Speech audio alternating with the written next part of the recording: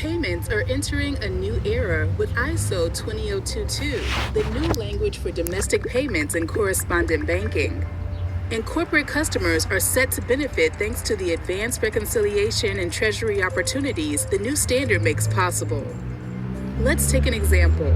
Coffee Co. is a boutique importer, roaster, and distributor of coffee beans based in London. Coffee Co.'s supplier in Indonesia has asked to be paid in US dollars to its local account. Coffee Co. is happy to do this, and to make life easier, has agreed with its supplier to aggregate multiple invoices into a single payment. The batch of invoices to be paid includes one invoice that is not correct and needs adjustment, and a credit note from a previous transaction that needs to be reconciled. Coffee Co. would like to present all this information in a single instruction, with a single payment setting the entire net amount outstanding. Using today's MT standard, they would not be able to do that. There's not enough room in the remittance field to describe all that is needed in a structured way that can be automatically processed. With an ISO 20022-based instruction, though Coffee Co. can pay all outstanding invoices, apply a credit note and contest a line item on an invoice. A single payment can describe multiple rich and structured elements, including dedicated fields, to differentiate between commercial invoices, credit notes, and invoices that need adjustment.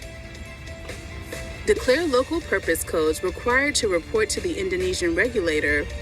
Uniquely identify invoices in the buyer's ERP for easier reconciliation, and, in cases of dispute, the amount to be adjusted and reason for adjustment. All parties in the payment chain know exactly what is being paid and settled, and there is no need for a single phone call or email.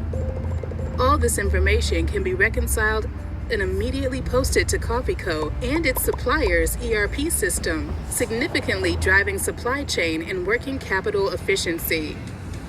Corporates are ready, and with the adoption of ISO 20022 in correspondent banking and all major reserve currencies, end-to-end payments will be rich and structured, enabling the next generation of treasury services and a new era for corporate payments. ISO 20022. Quality data means quality payments.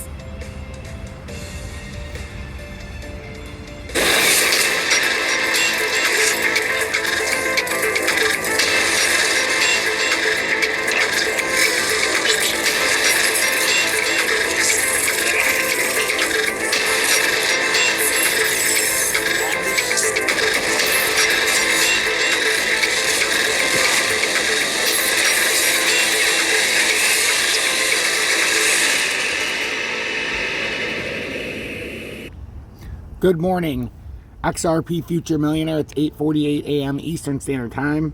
I wanted to show you guys that ISO opening because why not? I like to fit stuff in weird spots. So we're having our little retest. Well, not little, but we're having a nice little retest here. If you guys watched my Twitter that I did Twitch that I did last night, I did an hour and like 9 minutes. I released to YouTube as well, and I covered everything about this back test, about the possibility of XRP getting to 52 cents. I just didn't think it could get all the way up there, but hey, I've been surprised before. We didn't quite get to 52, but we did make a nice little rally here, guys. It's not like we didn't. We got up to 46.8 approximately. Now in the 4-hour time frame, we're dealing with the 20-day. This is our ultimate key right here. If we can break the 20-day, we could possibly push up to that 52 cents I was talking about yesterday. The reason 52 cents stood out to me is because that's the drop point retest up here. And not always, but often, you'll retest the last drop point after a major drop.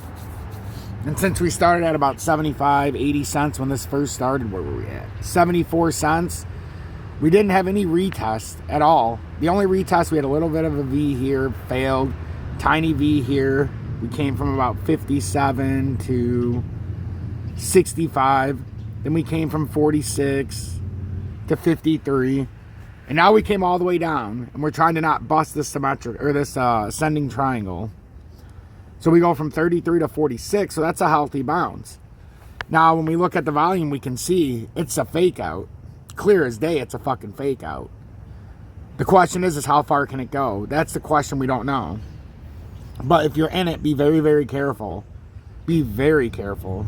I had a spectacular day yesterday, profit-wise, on a couple of my gold notes I bought, and you know, we're talking excess of 300% on them, and I was very fucking happy. I was able to sell one of them, and now I got a new asset that's coming on, that's on deck. I got 1,000 XLM to back it up for when it comes on, and there's the China one just came on yesterday, so I'm very excited about that. I have the Russian gold note. The USA gold note was up like 300%, 400%, so I had to start cashing out of that. I might have fully cashed out of that to be able to buy more of my other positions, actually, and took the 400%. So that's what I've been doing. And the XRP in the crypto markets, they're doing this dead cat bounce. This is your traditional dead cat bounce. We talked about how it looked like we had a little bit of a W reversal here, so we knew we were going to come up. The question was, could we break this? And I drew it out yesterday. We were still within this ascending triangle on the live. I drew that ascending triangle, and I said if we could break out of there, we'll push up to the 4-hourly, which we have. And then I said if we can break the 4-hourly, show some support, we could come up here and try to do a full reversal here, and then likely get rejected. I said it's not 100% guaranteed, but I said if it gets up there, it's likely going to just roll back over. It's all going to be based on volume. But guys, let's be honest with ourselves. Look at that volume portfolio. It's the end of the week. It's Friday. This is the best time to trap people for the weekend flush. So just pay attention here. And if we don't get any volume that's greater than that, look how dead that volume is. It's rising price, crashing volume. And this very well could be the 4-hour candle that kicks you in the nuts. It's got to break 45.7 on the candle before it. This candle's only gotten to 45.5. Right now it's at 44.9. So we have to pay very close attention because we do not want to be in this if it folds and rolls over. I'm just letting you know right now, if that rolls over and fails the 20-day, you're going to lose all your profit that you gain. So make sure you're doing this accordingly. Bitcoin's the exact same positioning. We came from 25,351. We're drawing a back test right now. And the first logical back test is exactly where we're at. Exactly. We're on the 20-day. The problem is we have rising price and crashing volume. Whenever you see this rising price, but you see this volume crashing, that's a indicator that we're going to reverse here at the top. And right now we're getting awfully close to the top. So the 20-day very well could beat us down. If we can break the 20-day, I would fully anticipate us to touch down some of these wicks at about 32,647, and that was the first drop point push up, but without any, without anything, and then it just rolled over. So that could possibly be a spot we're looking for. But right now, the main story is if the 20-day isn't broken and held, we're going to come crashing down pretty hard because we have a no volume push here, and it's pretty remarkable across the board that it's the exact same way. XLM, look at that volume pull, the profile. We talked about how XLM yesterday, if it held, come up to the top of this symmetrical triangle. It's totally normal on the top part of this. If we fail this, we'll just come up to the uptrend. So what that looks like, this is the uptrend pulling through right now. So you could bounce through here and hit this now. So there's a lot of stuff that can happen, ladies and gentlemen. We're just in an ascending triangle here on this little spot that we pushed up. It formed an ascending triangle. So until you break that uptrend, you're okay. The problem is that volume is atrocious. And then DGB's, the volume is worst of all. And we're starting to show signs that we're topping out. It's just we've got this extreme rise in price and the crashing in volume. It's a recipe for disaster. So if you're gambling here, make sure you're paying attention and profiting some of this, because it was a nice rally overnight. It's been a nice back test. But I don't want anybody to get caught holding the bag here. Same thing with XDC. It bounced back up to this last line of support. Now it's coming up to the resistance of the 20-day and the 4-hour time frame. We did get a volume spike here in the last 4 hours, so that's what we like to see. So in the last 56 minutes now, we don't know if it's a volume spike to get rejected by the 20-day or if it's to push over. Right now we have a bullish engulfing candle. So as long as this isn't a hammer candle on the next 4 hour, which would mean we get stunned in here and then it would pull down and then it would force the next candle to be like halfway down, we're okay here for a little bit more of a push. But if we can't see any more volume or we can't get over here, over the 049, this rally's over. A lot of people are buying into this right now, but if you're going to buy in, you need to buy in at the bottom. Right now, it's a huge, it's a gamble. But if you can get on top of the 20 days here, guys, and actually show some support, 45 for XRP, we're over the 20-day. So you hold 44,736. That could be your sign to ride this up to 52 cents if it does. If it breaks down, first test is going to be about right here. And then the second would be here. So it is lined up for head and shoulders formation, but I think it still could push up just a tiny bit more. We like to trap the weekend simpleton. We like to make it look like we're going to have a nice weekend, and then what happens, they pull the rug. Join Tom's Army, $9.99 a month. Join the most exclusive and elusive subscription-based service on YouTube. Get the exclusive Telegram. We have 200, what do we have? 251 members right now. We've been talking a lot.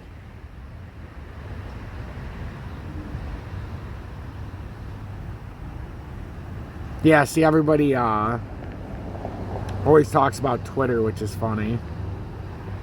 But Portia or Matt, dead fucking on. You could not have said that. You could not have said that better, homie. So this is what this is where you need to be. We have a lot of people in here, a lot of people talking, and a lot of ways to get a hold of me. Also, if you want to support me by buying some merch, I would highly encourage that. I made my merch the cheapest on YouTube, hands down. There's not even a debate because nobody does their merch cheap. So if you go to my store, you can buy the hoodie for $27.12, the one you always see me wear. The t-shirt you always see me wear for $15.87. And those go up to like 4X. It's got several different color schemes, so you don't just have to get black. And then my coffee mug for $12.22. Might as well support Tom's Army. It's the easiest way to do it, especially if you don't want to subscribe to Tom's Army. And then if you haven't joined my Twitch yet, this is in the video description below. We're starting to, or my Twitch. We're starting to gain some steam here. 279 followers now in the last, we've had 100 new followers in the last 30 days. This is the most views, 315 views on my live stream from yesterday. We get about 220 to 200, well now 315. So the audience is definitely growing. We've done 116 episodes. Don't miss that. It's the place to be because I definitely go above and beyond by doing this. An hour and 15-minute live stream yesterday. I've done a live stream every single day, and we talked about this. There's your there's the market cap, the Bitcoin dominance, and we talked about how that was breaking out a little bit. So we just cover a whole lot of stuff and an unbelievable amount of information. Remember, hashtag be better, do better, hashtag FUD assassins, and remember, help one person each and every day, because if I don't do my part and you don't do your part, what the hell's the point? And then I want to show you one thing that UB2B sent me last night. This is my fake account. People are putting fake accounts of me up. Hey, thank you, Mr. Houston. I appreciate that. Love you back. I thought I seen a new one last night. No, Charlie, we haven't missed the bottom. Everybody always asks me that. No. But that's why I said if you wanted to buy when it was lower, you could and layer into it. Save the world or booby? Of course, booby first. UB2B. I think that's what that's.